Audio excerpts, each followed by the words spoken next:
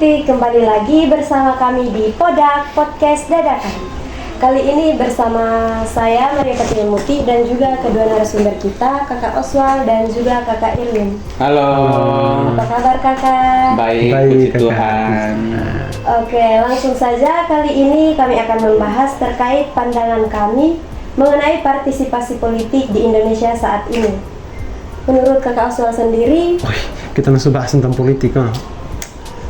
Oke, baik, berkait dengan partisipasi politik yang ada di Indonesia, seperti kita ketahui bersama bahwa partisipasi politik itu sangat penting dalam kehidupan berbangsa dan negara, karena itu bagian dari demokrasi. Kita kan negara demokrasi, gitu. Berkait dengan pandangan saya terkait dengan partisipasi di Indonesia, Situasi politik di Indonesia sekarang itu menurut Kak Oswald kemana begitu? Partisipasi politik yang misalnya itu menurut saya sangat-sangat minim.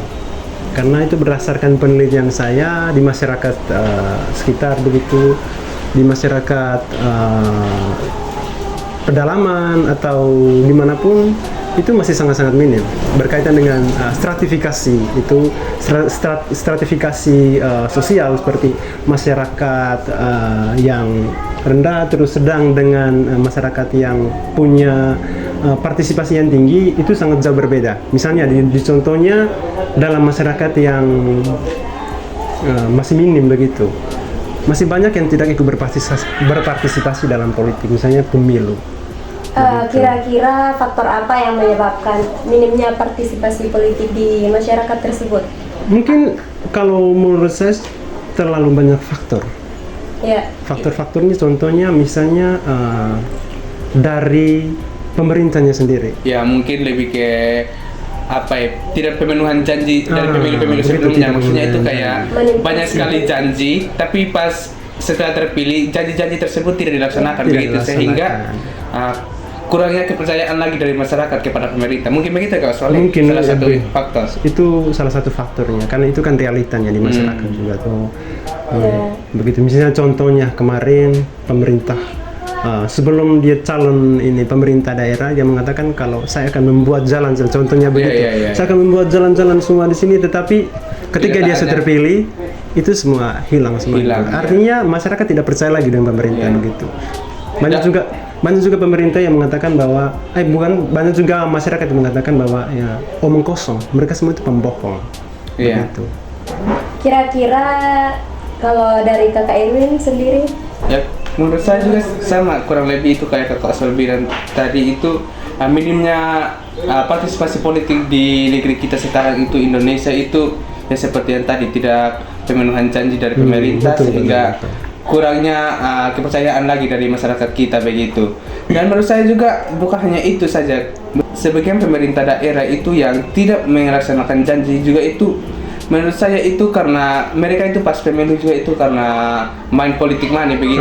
Jadi kayak pas mereka sudah terpilih itu mereka tidak memikirkan lagi janji-janji mereka saat melakukan pemilu, maksudnya saat melakukan kampanye begitu. Tapi mereka itu lebih berpikir ke arah bagaimana cara membalikan modal saat mereka kampanye ya begitu. Karena itu menurut saya. Kalau bisa juga begitu sih. Karena banyaknya juga biaya yang dikeluarkan saat kampanye begitu, sehingga saat dia sudah terpilih dia lebih memikirkan bagaimana kembali modal saat dia kampanye begitu.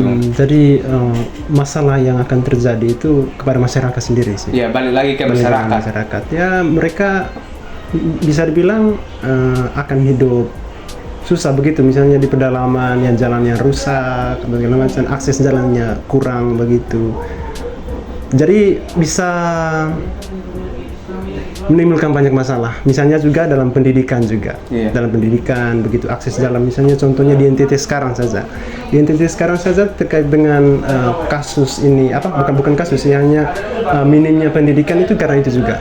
Iya, dan menurut saya itu kita juga sebagai masyarakat juga saat mereka itu melakukan janji saat pilkada itu kita juga sebenarnya harus lebih selektif begitu. Misalnya mereka janji akan membangun ini itu, kita juga harus bermain dengan data. Kira-kira adakah tidak ada dana dari APBN untuk di bagian itu begitu. Soalnya kan yang namanya orang cari suara pasti dia itu akan janji setinggi langit. Betul sekali. Dan kita sebagai masyarakat itu harus lebih selektif dan berpikir kritis. Apakah kira-kira janji mereka ini lebih ke arah kira-kira bisa direalisasikan atau tidak begitu.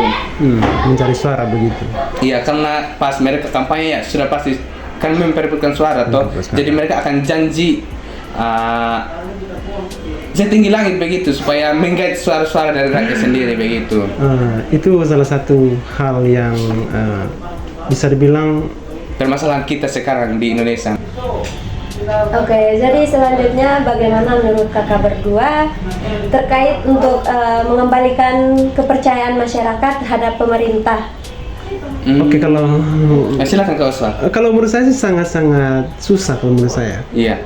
Nah, susahnya karena kalau kita lihat dalam ini masalah apa kasus-kasus ini calon ini apa Kepala daerah. calon kepala daerah ya itu masih banyak yang sudah dibilang tadi janji palsu, sehingga tidak apa-apa kalau masyarakat bisa bilang masih Masih kecewa dengan kecewa, mereka masih begitu. bilang mereka penipu. Penipu.